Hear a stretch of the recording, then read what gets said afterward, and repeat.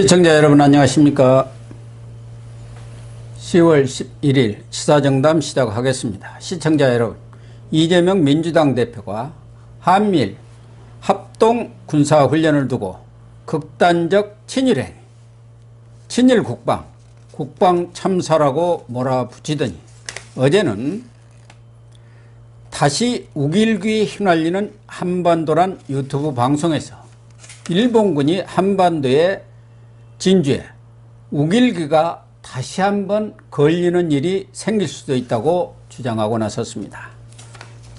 이재명 대표의 친일몰이 배경 무엇인지 이창섭 전 연합뉴스 편집국장님과 따져보도록 하겠습니다. 이 국장님, 네. 이재명 민주당 대표가 지난 7일 그리고 어제 10일 잇따라 한미일 연합해상훈련을 지금 맹공을 하고 나섰는데요.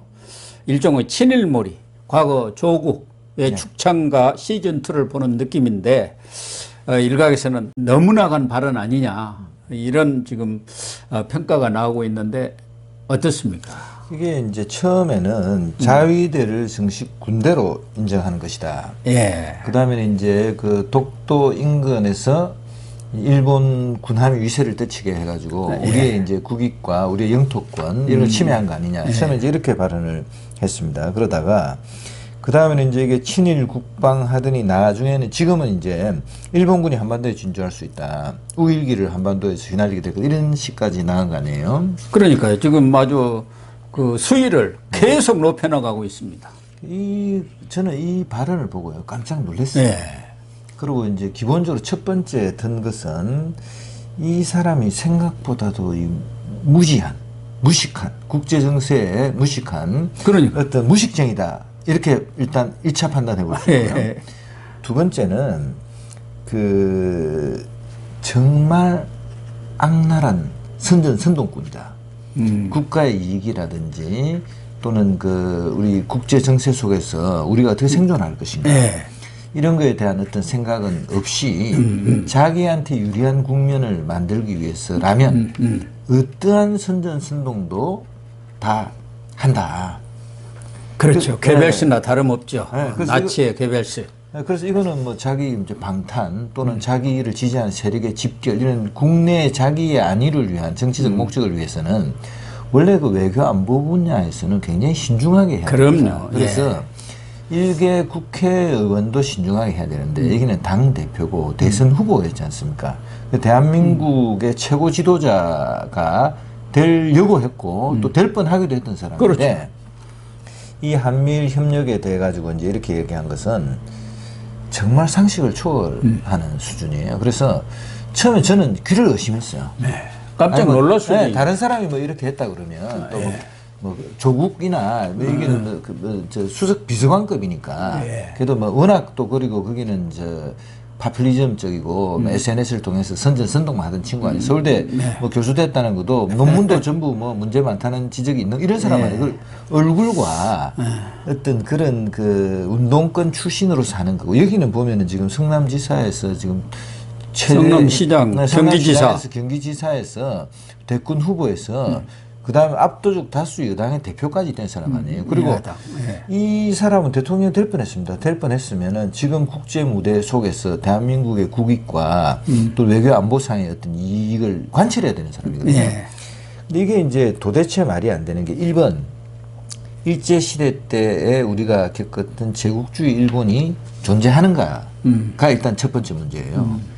근데 제국주의 일본은 괴멸한 겁니다. 미국에 패배했고 그리고 원자폭탄 투하까지 떨어져서 일본 자체가 엄청난 피해를 입힌 거고요. 자위대라고 그래가지고 일본이 이제 군이 아니고 자위대잖아요. 스스로를 방어하는 어떤 그 병력으로 돼 있는 거 아니에요. 근데 자위대 규모도 그렇게 많지 않아요. 우리보다 인원수나 이런 거 훨씬 작습니다. 물론 기술력이나 뭐 경제력 합치면은 크지만 근데 자위대가 이렇게 돼 있는 거는 두 가지 이유가 있어요. 일단 패전국으로서 미국의 이제 그 저 성전국에 대한 어떤 그 요구 때문에 스스로 이제 그 본격적인 군대를 키우지 못한 점이 있고 두 번째는 일본 국민이 그 제국주의로 국가를 몰고 가고 한국이란 이웃나라를 침탈하고 중국을 침탈하고 태평양에서 그 동남아 국가들을 지배하고 전쟁을 벌였잖아요. 그럼으로써 일본 국민들한테도 엄청난 피해를 준 거예요. 그래서 일본 그렇죠. 국민의 다수가 사실은 이제 일본 군 정식 군대로 가는 거에 반대하는 여론이 많은 거예요. 그래서 헌법 네, 네. 고치자는 데 대해서 반대하고 아베가 그걸 필생의 과업으로 삼다가 결국 죽었지 않습니까? 얼마 전에. 네, 그러니까 이제 그런데 아베 국장을 하느냐 마느냐 일본의 반대 여론도 많았잖아요. 더 컸죠. 네, 그거는 뭐냐면 일본 국민들도 과거의 제국주의 시대처럼 남의 나라를 침탈하고 남의 국민을 괴롭히고 죽이는 걸 원하지 않는다는 거예요. 예. 전체 여론은. 그런데 만약에 일본 국민 자체가 도저히 안 되겠다. 우리도 군대를 가져야 되겠다 하면은 군대를 가질 수도 있는 거예요. 지금은. 지금 국제 질서 속에서는. 근데 지금 북한이 미사일을 일본 열도를 넘기잖아요. IRBM. 네. 그거 지난번에 4,500km를 쏘아버렸지 않습니까? 네. 괌까지 도달할 수 있는 거리 아닙니까? 일본 열도를 넘어가지고. 네. 그래서 그 갔죠. 일본 열도를 넘긴 게 이번에 이제 두 번째가 그런데 그게 일본 국민들한테는요 굉장히 충격적인. 우리로서는 뭐 남의 나라이니까 그런데 자기 나라 열도를 넘어서 미사일이 발사되고 그게 일본 그 섬에도 떨어질 수 있다는 거 아니에요. 그렇죠. 뭐 불발탄이 날 수도 있는 것이고 네. 또 잘못 오발이 될 수도 있고요. 그래서 일본은 막 그 방공 훈련까지 한 거 아니에요. 네. 대피 그게 이제 굉장히 사실은 북한이 지나친 미사일 도발을 하는 것은 사실은 그거야말로 일본의 재무장을 촉진하는 행위예요. 그래서 기본적으로 여기서는 이제 북한에 기본적으로 만약 이런 말을 한다 하더라도 북한에 대해서 그 지나친 군사훈련과 위협과 도발을 자제하라. 먼저 하고, 그 다음에 이제 뭐 일본하고 우리하고 미국하고 협력 문제나 이걸 들여다봐야 되는데, 북한에 대해서는 한마디도 안 하고. 그러니까요. 입 딱 다물고 있어요. 예, 완전히 지금 이제. 종북, 친북 그런 성향을 아주 노골적으로 드러내고 있습니다. 그래서 이제 일각에서는 이게 이제 그 이재명 대표는 그 운동권 출신은 아니잖아요. 네. 그러니까 지금 이제 당권을 잡았고 또 자기의 그 어떤 그 위상도 상당히 좀 흔들리고 있어요. 그러니까 이른바 그 종북 세력에 대한 어떤 충성맹세. 그렇죠. 네. 또 북한에 대한 친북이라는 확실한 어떤 그런 정표를 드러내는 거 아니냐. 그렇게 볼 수 있죠. 일단 이게 이제 그러네요. 이게 하나 이제 보이고요. 두 번째는 이제 아까 그 군국주의 시대에 그 일본은 지금 없기 때문에 아까 일본 국민의 다수도 전쟁을 반대하고 평화법을 가지고 있는 나라잖아요. 그래서 일본을 과거의 제국주의 일본하고는 달리 봐야 되는 겁니다. 그래서 우리가 지금 일본하고는 굉장히 그 긴밀한 경제적 협력 관계도 있는 거예요. 그리고 외교적 협력 관계도 있고 안보에 대해서도 이해가 같은 게 많습니다. 예를 들어서 지금 사실은 전 세계가 서구의 미국을 중심으로 한 서구 동맹이 중국을 견제하는 거 아니에요. 예. 중국을 왜 견제하느냐 하면은 중국의 경제력과 국방력과 한마디로 총체적인 힘이 너무 빠른 시기에 너무 급격하게 커지고 있는 거예요. 그래서 그게 세계 질서 전체를 바꾸려고 한단 말이에요. 근데 러시아도 전체주의 국가고 중국도 전체주의 국가잖아요. 지도자가 결심하면 전쟁도 하는 나라예요. 그렇죠. 민주주의 국가하고 다르지 않습니까? 네, 민주주의 국가는 뭐 그러다 보면 국민이 반대한다, 데모한다든지 그건 못 오죠. 뭐 탄핵을 한다든지 여러 가지가 있지만 저기는 푸틴 보세요. 그냥 뭐 저쪽에 크림 저 반도의 다리에 뭐 폭발 하나 하니까 그냥 미사일 수십 발을 그냥 막 일반 시민들한테 다 쏴버리잖아요. 북한 김정은도 마찬가지죠. 김정은 한마디면 뭐 버튼 누르면 바로 실행이 들어가지 않습니까? 그러니까. 그리고 지금 핵이잖아요. 그리고 요번에 뭐 7차례 그 미사일 발사를 통해서 단거리, 그 다음에 또 저 수중 발사, 그 다음에는 뭐 중거리, 뭐 다 한 거 아니에요. 그리고 이번에는 심지어 저수지 발사까지 SLBM을 저수지, 그러니까 어디서든지 우리는 쏠 수 있다. 이걸 보여준 거 아닙니까? 그렇죠. 그래서 그게 이제 지금 현재 핵을 탑재할 가능성도 생겨가고 있는 거예요. 그래서 이런 상황 속에서 우리가 이제 그 한미일 군사 협력은 대단히 이제 중요한 겁니다. 한 거고 지금 우리가 이제 중국이 그렇게 커지니까 중국이 예를 들면 이런 거 중국이 지금 남중국해를 그냥 인공섬을 만들어서 막 영유권을 가져가죠. 그렇죠. 그다음에 중국이 서해 바다에 반보다 훨씬 더 넘어 들어와 가지고 한국하고 원래 반 딱 나눠야 되는데 자기들은 거기 있으면 한참 더 들어와 가지고 그게 다 중국의 그 바다라고 주장하고 우리 군함이 들어가면 중국 군함이 와서 쫓아내요. 근데 우리가 간단하게 생각해 보면 미국 배가 우리나라 서해에 와가지고 이게 우리 바다라고 할 일은 없잖아요. 그러니까 중국과는 가까이 붙어 있고, 그다음에 중국의 해군력, 공군력, 그다음에 뭐 육군력 이런 것들이 너무 커지고 있기 때문에 북한뿐만이 아니고 북한과 중국과 러시아의 전체주의 국가들의 어떤 힘에 대해서 우리 남한과 미국과 일본이 거기에 대해서 나름대로 견제하고 균형을 잡을 필요가 있는 거예요. 그렇습니다. 그래서 당연히 이제 한미일 동맹, 동맹이라고 지금 말 못해. 말하면은 막 그냥 뭐 이재명 대표 같은 사람이 그냥 뭐 죽을 듯이 달라들기 때문에 동맹은 말 못하고 지금 협력 관계 정도 얘기한단 말이에요. 예. 그러면서 군사훈련을 거기 독도에서 한 180km 떨어진 곳에서 했는데 이걸 가지고 지금 완전 선전선동 아니에요. 우길기 가지고 지금 그러니까 제국주의 일본이 다시 한국을 마치 침탈해가지고 한국을 점령해서 뭐 전쟁이라도 이렇게 해서 한국을 뭐 지배할 것 같이 러시아가 지금 우크라이나도 지금 일부 막 지배한 것처럼 이렇게 할 것 같이 막 선전선동한 거 아니에요. 그러니까 이제 이런 것들이 지나치고 해서는 안 될 바전이고, 근데 외교와 안보 부문에서는 원래 사실은 초당적 어떤 그 나름대로 협력하는 전통이 있었어요. 그렇죠. 안보 부분은 여도 야도 또 진보도 보수도 없지 않습니까? 국민의 생명과 안전을 지키는 일에 뭐 여야가 있을 수가 없잖아요. 근데 그런 거 뭐 아랑곳 없이 지금 막 미친 듯이 광인 작전을 예, 그러니까요. 하고 있는 거, 일부러 이렇게 하는 거예요. 뭐 트럼프한테 배웠나? 두테르테한테 배웠나? 필리핀에. 그러니까요. 그게 뭐 이거는 트럼프 두테르테 스타일로 지금 말도 안 되는 주장을 막 하고 있는 겁니다. 그래서 아까 이제 미사일 같은 게 발사되면은 그게 사실은 우리가 발사 때는 한국이 정보가 더 많아요. 근데 낙하할 때는 일본이 정보가 더 많습니다. 그렇죠. 그래서 그런 것들을 서로 교류하고, 그다음 만에 하나 지금 그 최근에 일부 보도를 보면은 북한하고 중국이 합동 군사훈련 한다는 그 보도들도 나와요. 뭐 북한 측에서 그렇게 제의를 했다 그런 보도들이 나오고 있습니다. 그러면 만약에 이제 거기서 만약에 합동 군사훈련 한다면 거기에 가상되는 그 견제 대상은 한국, 일본, 미국. 그렇죠. 한미일뿐이 없는 거 되잖아요.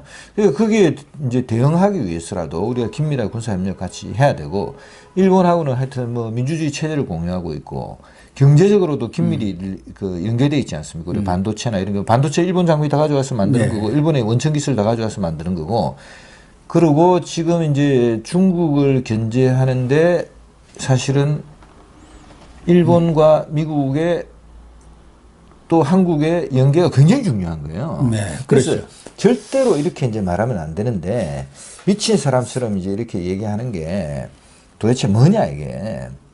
그래서 지금 뭐 이제 막 자기에 대한 어떤 수사, 검찰의 수사가 막 좁혀 들어오는 거 아니에요. 그러니까 그런 거 막 막으려고 일부러 지금 자기 지지세력에 결집을 유도하려고 이러는 건지, 뭐 죽창가보다 더한 걸 부른 거 아니에요. 왜 이러는지 뭐 납득하기 어려운 거죠. 그래서 이걸 볼 때 지도자의 자격이 없는 거 아닌가. 그래서 저는 하나는 지금 군대도 안 간 사람 아닙니까? 그래가지고 지금 국방위원은 초선으로 하고 있는데 안보 무지랄까? 이런 것이 이재명에 대해서 평소에 생각했던 것보다 또 훨씬 심하구나. 지금은 꼭 뭐 한미일뿐만 아니라 어느 나라도 단독으로 이 방위를 하기가 어렵지 않습니까? 유럽도 마찬가지 아닙니까? 그래서 연합훈련들을 다 하고 있는 그런 현실 아닙니까? 더군다나 말씀하신 대로 북핵의 탐지 능력이라든가 이 방어 능력이 아무래도 우리가 부족하지 않습니까? 우리 자체 역량으로는. 그럼 미국과 일본의 도움을 받을 수밖에 없고, 설사 무슨 전쟁이 난다고도 6.25 때도 그랬습니다만은 일본이 후방 병창기지 뭐 그런 후방 기지 역할을 해줄 수밖에 없잖아요. 또 일본에 미군이 5만 명이 우리보다 2배나 더 있지 않습니까? 그 사람들이 당장 우리나라로 와야만 일본이 도와주지 않으면 그것도 잘 안 되는 거거든요. 여러 가지 면에서 이 보통의 어떤 안보 상식이라든가 그런 정도만 있어도 이렇게까지 너무 나간 얘기를 안 할 것 같은데, 뭐 아무리 정치적인 그런 계산을 한다 하더라도 좀 뭐 여당에서는 안보 자해 행위 내지는 뭐 마카파식 망언이라고 하고 있습니다만은 좀 지나친 거 아닌가 이런 생각도 들고, 기본적으로는 두 번째는 이재명 대표의 그런 역사인식이랄까 이런 것이 좀 편향된 것 아닌가. 과거에도 뭐 이 미군은 한반도 점령군이다 뭐 이런 얘기도 했었던 것 같고 기본적으로 역사 인식에서 왜곡이라든가 편향된 그런 시각들이 머릿속에 잔재해 있는 것 아닌가 그런 생각이 일단 들어요. 이제 편향된 거는 뭐 분명해 보이고요. 그래서 기본적으로 이제 노무현 전 대통령도 대통령이 되기 전에 예. 자기는 그 부산에서 이제 노동 변호사를 하면서 인권 변호사라고 하면서 운동권 친구들을 만나서 그들에 의해서 자기도 세뇌 교육을 받았다고 얘기를 했어요. 의식화 교육, 정확하게. 그렇죠. 의식화 교육을 받았다. 그렇게 해서 이제 그 주사파 운동권들의 세계관과 역사관을 받아들인 거예요.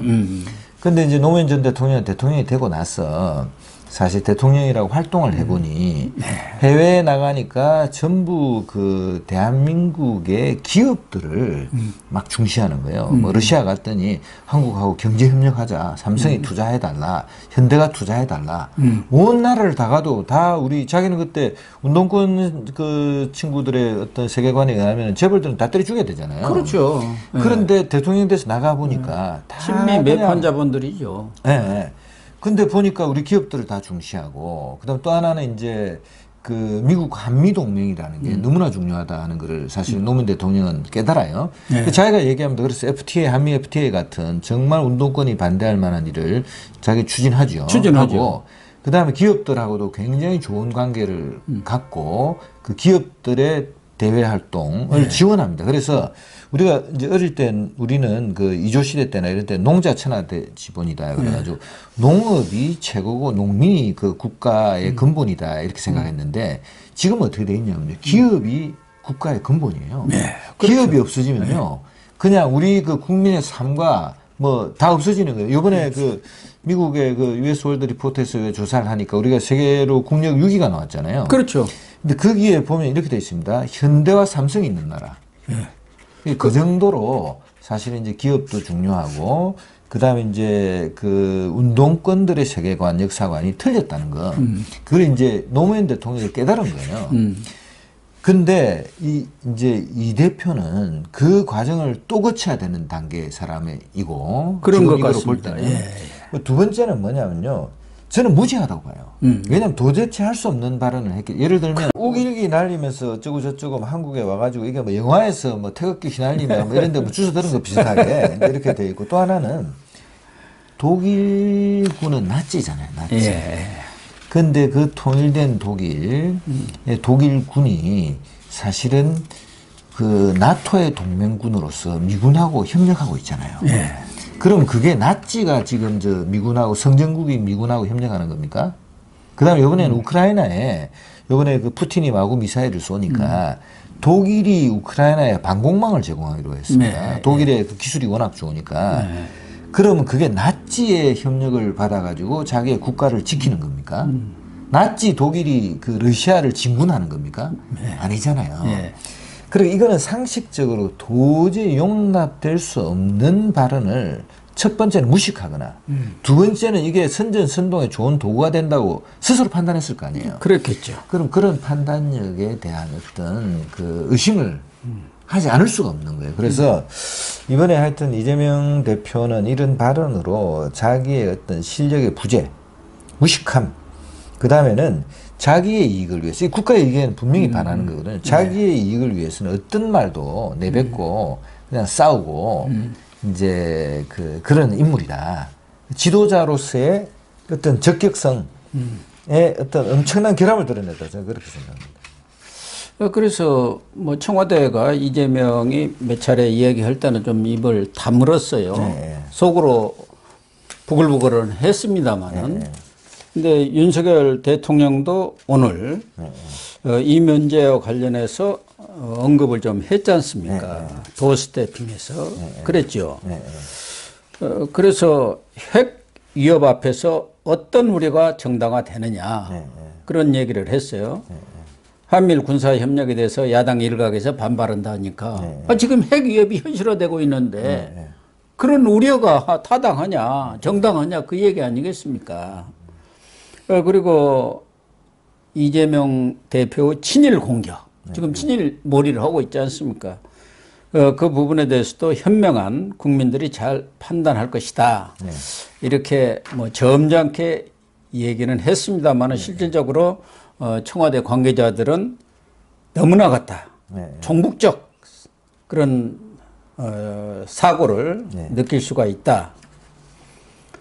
지금 국민의 생명과 안전을 지키는 일이 말이 아니라 현실이 돼가고 있지 않느냐. 국방 자체를 저해하는 행위고 50만 장병을 못 오가는 행위다. 이렇게 이재명 대표를 좀 공격을 직접적으로 사실은 하고 나왔었습니다. 이게 이제 기본적으로는 북한이 사실은 이제 그 핵 무력을 증강해 온 거예요, 지금까지. 네. 그리고 지난번 9.19 군사합의라든지 또는 문재인 대통령과 뭐 공동선언 이런 걸 통해서 겉으로는 평화를 추구하는 척 하면서 미사일을 완전히 고도화했잖아요. 사실상 그 고도한 게 다 이번에 보여줬잖아요. 그 다음에는 이제 핵의 경량화, 핵의 탑재 능력을 계속 고도화해 가고 있는 거예요. 여기에다가 지금 이제 핵만 달면 핵 보유국이 돼서 북한의 이제 체제 유지를 하면서 한국을 위협하겠다는 게 이제 드러낸 겁니다. 드러냈는데 실제로 이제 문재인 정권 때는 의심입니다. 이거는 북한이 이렇게 하고자 하는 의도. 김정은은 핵을 절대 포기 안 하고 핵 고도화와 미사일 고도화에 나설 것이라는 걸 알면서 뭐 종전선언이니 평화협정이니 운운하면서 북한의 시간과 여유를 주고 그리고 이거를 이제 그 도와준 게 아니냐. 그리고 심지어는 그 정의용, 서훈, 조윤재 그때 삼각 트리오가 미국에서 트럼프 대통령한테 가가지고 핵 그 탄도미사일 이제 그 대륙간 탄도미사일 미사일 개발 계획을 중단할 수 있다. 핵도 다 포기할 수 있다. 김정은의 진심이다. 그러면서 그 톱다운으로 그냥 제재 다 풀고 하는 식으로 해보자고 하면서 시간을 계속 끌었던 거예요. 그리고 언론에는 뭐 트럼프 대통령 만나는 모습, 판문점에 가서 뭐 문 대통령 만나는 모습, 북한 간 모습, 뭐 하노이, 그 다음에 싱가포르 하면서 엄청난 평화 공세를 펼쳤던 거 아니에요. 결국은 국민을 속이고 미국까지 들려먹은 것 아닙니까? 그래서 오늘 그 윤 대통령 발언 중에서 보면은 북한은 핵을 꾸준히 개발하고 고도화시켜서 우리나라뿐만 아니라 전 세계를 상대로 핵으로 위협하는 상황이 됐다. 그러면서 이제 그간의 한반도 비핵화 전략, 문재인 정권이 했던 것 특히 이건 전부 그냥 뭐 허사로 돌아갔다. 이런 이제 그 뉘앙스의 발언을 했고, 그다음 저는 오늘 그 발언 중에 굉장히 저로서는 이제 중시하는 게 기자가 물었어요. 전술핵 배치를 검토해야 된다는 주장이 나오고 있다. 그러니까 대통령으로서 공개적으로 입장을 표명할 문제는 아니다. 이거는 원론적으로 답했어요. 대통령으로서 이렇다 저렇다 공개적으로 입장을 표명할 문제는 아니다. 라고 말하지만 그 뒤에 한국과 미국 조야의 여러 의견을 경청하고 따져보고 있다.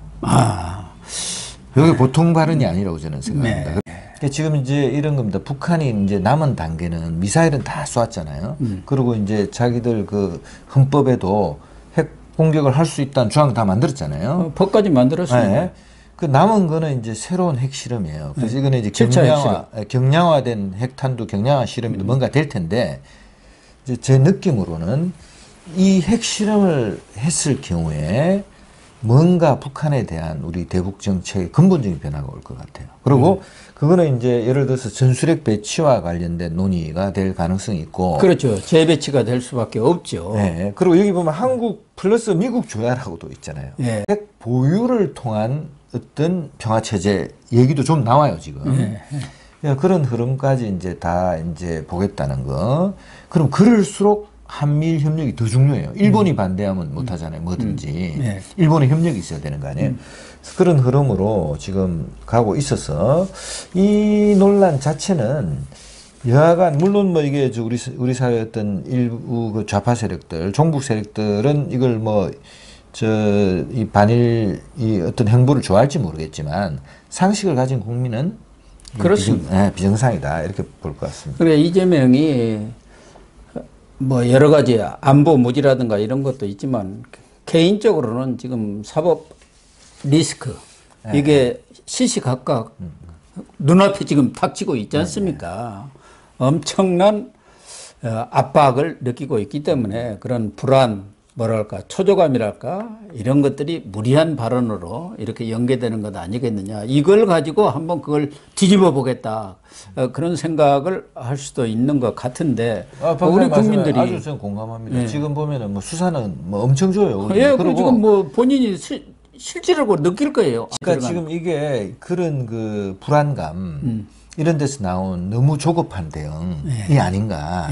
이제 쫓기는 어떤 상황에서 이제 자기 세를 결집하고 요새 뭐 촛불 행동이라는 데서 지금 뭐 계속 지금 온 데서 지금 촛불 시위 하잖아요. 촛불 시위하고 지금 뭐 윤석열 끌어내리자, 탄핵하자 뭐 그런 얘기까지 지금 나오고 있어요. 그런 거를 부추기고 그런 거에 기대하고 또 반일 감정에 호소함으로써 뭔가 좀 자기 방탄을 더 강화해 보려고 하는 그런 의도에서 나온 거 아닌가 그렇게 이제 의심이 됩니다. 이제. 거대 여당으로서 사실상 국회를 장악하고 있지 않습니까? 거기에 당 대표가 저는 무지의소치라고는 봅니다만은 자신의 정치적 이익 때문에 국가 안보를 걸어가지고 이걸 정쟁화시키고 이렇게 해서 안보 구멍을 내는 구멍 정도가 아니라 뭐 그냥 무너뜨리는 그런 행위는 정말 자제를 해야 하지 않나 그렇게 결론을 내리고 싶습니다.